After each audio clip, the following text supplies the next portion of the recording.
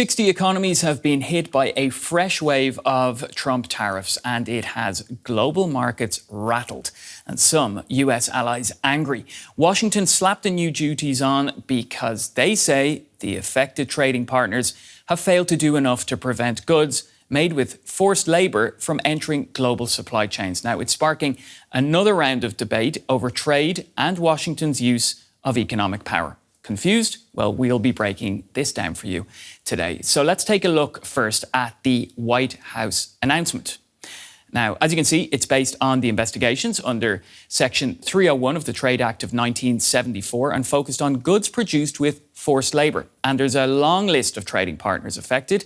As you can see there, the EU, Japan, and Mexico, among others. Let's bring in Simon Evenett. He's Professor of Geopolitics and Strategy at IMD Business School in Lausanne, Switzerland. For his first reaction, Simon has advised governments, international organisations and business leaders on the future of world trade. Simon, great to have you on today. What was your first thought when you saw this latest announcement? This latest announcement essentially replaces a series of tariffs which lapsed at midnight last night. You may remember the Supreme Court threw out a whole number of American tariffs in February. The administration put in place temporary tariffs of 10%.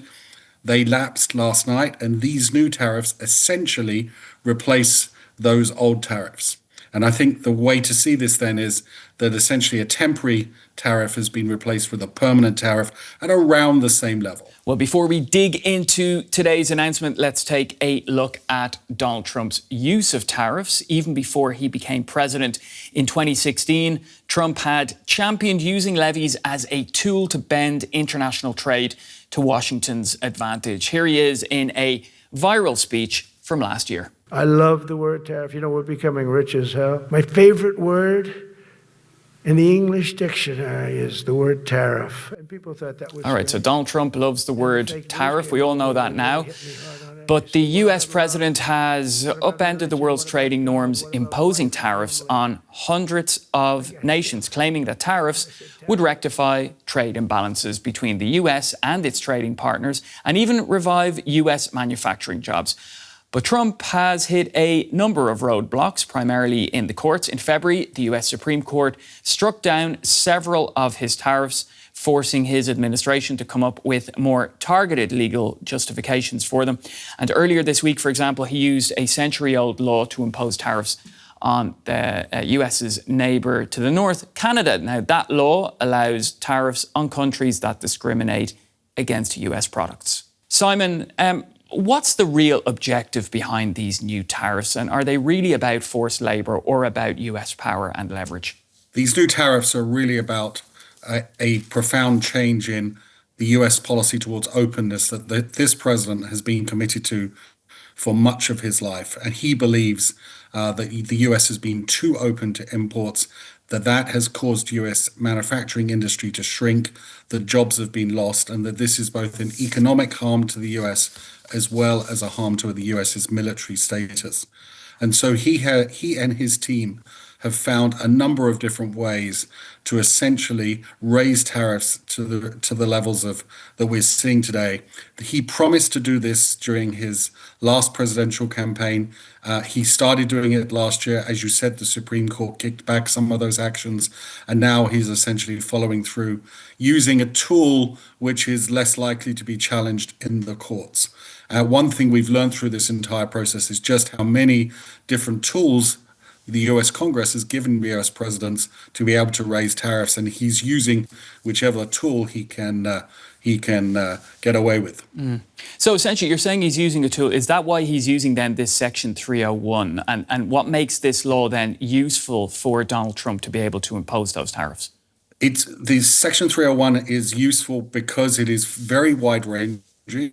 It cannot be applied to any overseas or foreign government measure which is seen as unjustified, unreasonable, or discriminatory. That's the language in the law. It's pretty vague. So it has wide application. It does require an investigation, which they've done. And then once that investigation is in place, the tariffs can be put on and increased over time as well. And all of this has been tested in the courts before and been found to be legally solid. So there may well be challenges to this new round of tariffs, but they're unlikely to succeed. And the president's team essentially is using a tool that the Supreme Court is less likely to overturn. So I think that's why they find Section 301 attractive. All right. Now, Donald Trump, as we've heard, has long said his favourite word is tariffs, and he's been determined to get them through no matter what. So what does it tell us about how the US sees itself in relation to global trade? The US sees itself as being ripped off by other countries. Now, I don't think the rest of the world sees it that way, but the US has run huge trade deficits for a long period of time, largely because its consumption is very high, savings is very low, and so it buys lots from abroad.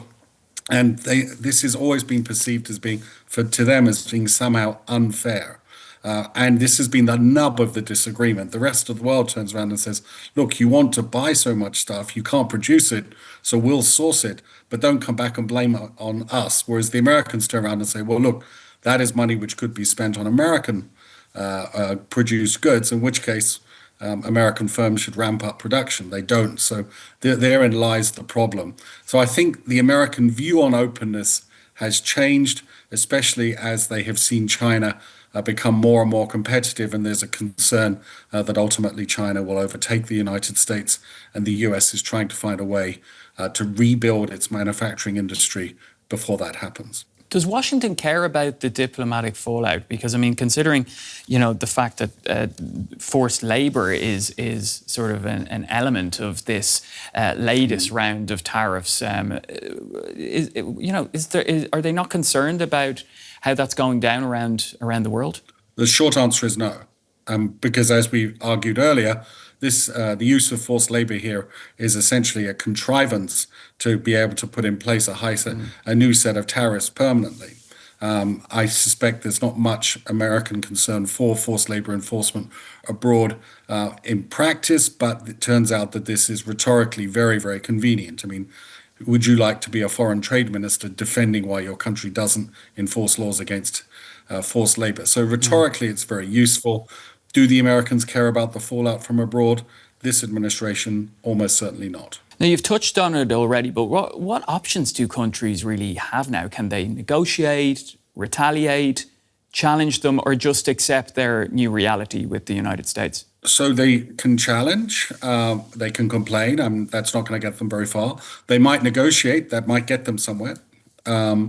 Don't forget, as I mentioned right at the beginning, with these new tariffs, the tariffs actually don't go up very much. So there's a sort of a limited hit to exporters' profitability. If they retaliate, just as Canada and China did last year, then they may face exactly the provision you talked about earlier, which is this new attack on Canadian exports uses a different provision of law, Section 338, which is 100 years old, as you rightly pointed out. And that provision really enables a US president to go after any country that retaliates against it. So retaliation has become more risky if you're a foreign trading partner. So I guess the negotiating route will be the principal choice of many foreign nations. They'll ask, what does Washington want to get rid of these current tariffs? And it might not be enough. Are we seeing trade policy then being used as a type of sort of geopolitical weapon rather than an economic tool? So the short answer to your question is yes. So trade policy has moved. Trade policies sometimes had a geopolitical element to it, which is essentially trying to alter the relative power between countries. That happens from time to time, especially between the bigger players. But the Americans, I think, have basically gone retail as opposed to wholesale on this, and have gone across the board trying to rebalance their relationships with many other nations, trying to get their trade deficit down with those other countries. So yes, I think we are in an era where trade policy is being subordinated to geopolitical objectives, and we see not just the US doing this. The European Union has said they want to have a geopolitical policy.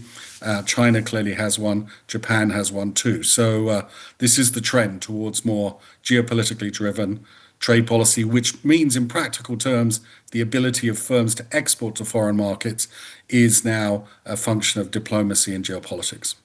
Long term, what's your take? Do you think this is going to be a positive or a negative for the US economy? And then, of course, those affected by these tariffs? I think there's two things. So first, the impact on the US economy is almost certainly going to be small and negative. There are inflationary effects. It is harmful. It's important to remember just how little the US actually sources from the rest of the world. I think about 11 or 12% of American consumption spending, household spending, comes from abroad. So it's not really the US is not really that exposed to foreign sourcing, but to the rest of the world, especially countries which export a lot of their goods to the United States, this is a blow. So countries like Germany, Switzerland, with big trade surpluses with the United States, countries like Japan and countries like Mexico and Canada, who export a lot to their neighbor. These are countries which will really feel the pinch, and it's this asymmetric aspect which makes it so hard. Washington doesn't care because it knows ultimately the impact on it is pretty minor compared to other drivers of the US economy, such as the AI boom, and the rest of the world cares a lot because we export a lot more. Always interesting speaking to you, Simon. Simon Evenett from the IMD Business School in Switzerland. Many thanks. Thank you very much. All right, well, as you can imagine, there's a lot of reaction to this latest round of tariffs, and no better person to break all this down for us is our very own Kassandra Sundt from DW Business. Kassandra, great to see you. And of course, host of The Dip here on DW, so tune into that too. Kassandra, what's been the immediate reaction from the markets today? So the immediate reaction has still been focused on another U.S. action, which is, of course, the war in the Persian Gulf. Oil prices this week once again topped $100 a barrel, though they did retract after. And I would imagine that there's actually been a bit of a sigh of relief because there were a lot of exemptions in the tariffs, right, including oil, gas, and fertilizer. That being said, there were many, many losses on the markets today. The list is nearly as long as the tariff list from U.S. President Trump. We're talking Hong Kong, Shanghai, Sydney, all these markets looking down today. But the regional markets in Europe, though they started with losses early on, the European regional markets were looking in the green just before 11. Kassandra, how about here in Germany, the EU, and around the world? What's sort of been the reaction, we'll say, even like politically speaking as well? Yeah, the reaction, because this hits so many countries, there's a wide range, and that range goes from meh to kind of pissed, right? The Australian trade minister said that these new tariffs were completely unjustified, and he would continue to argue very strongly for U.S. officials to remove all these duties. So this was Australia. Mexico's economy minister, though, said that his country will see effectively no change in the tariff that Mexico pays. In the EU, in Brussels, the European Commission said that the EU notes positively that the fact that this outcome is in line with existing U.S. tariff commitments agreed upon under the EU-U.S. joint statement. So they're not anticipating really too big of a change. But at the same time, there was a bit of a clapback from the EU foreign policy chief, Kaja Kallas. She said, if you compare our labor laws to the ones of the United States, we have paid vacation, we have good labor conditions for our employees, so it's not really grounded. So there's this range of reaction in terms of the effect that it's going to have. But the thing that these leaders are joining hands on is that the justification for these tariffs is ungrounded. Brazil put it really succinctly. They pointed to a lack of legal basis under domestic U.S. law for the policies of this administration. And now they're essentially saying that they think the U.S. is manipulating human rights and workers' rights to make their point. Tell me, Kassandra, which industries and countries are set to be hardest hit by these tariffs? So this is going to be anything with a complicated global supply chain. One that's planned to be hit probably pretty hard is going to be retail and consumer goods. Just think about anything that's ultra cheap for American consumers, right? Like a $5 tank top or a $1 plastic toy. Those are going to be things where also the investigation around working conditions that apparently sparked these tariffs, where that could maybe have raised a red flag. Also, consumer electronics and technology supply chains. Many people have heard or read stories about the poor working conditions of people who mine these minerals. That could be part of it. And then, of course, you've got parts going from A to B to C to maybe even D to E to before they get into an American consumer's hand. The last thing that I'll mention because it's definitely going to be causing headaches here in Europe, is automotive manufacturing, because auto companies in the US depend on imported parts from Mexico, Canada, Europe, and many other countries. And how are businesses dealing with this constant uncertainty about tariffs? Yeah, so I woke up this morning and I was like, tariffs, another round, let's go. But we are in another place than we were a year ago, right? When so-called Liberation Day happened, you had countries that were seeing tariffs for the first time, countries that maybe thought they had good relations with the US or a healthy trade surplus or deficit. But now, a lot of these countries and businesses, they've been dealing with the US tariff regime under the new Trump administration for over a year. They have a game plan, so to speak. So what have we seen in the year? What has this training season for this latest round of tariffs been like? We've seen a diversification of supply chains, a so-called China plus one, because China used to be a big target of that, of U.S. tariffs, that is. However, when you see a tariff plan that hits a lot of countries at once, maybe you've created more vulnerabilities there, but diversification of supply chains, that's one strategy. Another one has been increasing inventory ahead of tariffs. That probably won't have happened this time, just because this tariff plan went into effect at the minute that another temporary tariff plan expired. So that was kind of like a baton handoff. But that's one strategy that businesses have been using. And the last one I'll mention that will probably be music to President Trump's ears is relocating to the United States. That's something that can make sure that a business isn't facing the same kind of tariff headwinds from the U.S. government. But I will note that that takes years to do, especially for these companies that are most vulnerable to tariffs. So that's slow, and it's also a bit expensive. All right, we'll leave it there. Kassandra Sundt, DW business reporter and co-host of DW's The Dip. Thank you so much. All right, so what do you make of this latest round of tariffs from Donald Trump? And how concerned are you about the cost of living and how it's affecting you? Let us know in the comments. I'm Pablo Foley Elias here in Berlin. For me and the entire team, thanks for watching. See you again soon.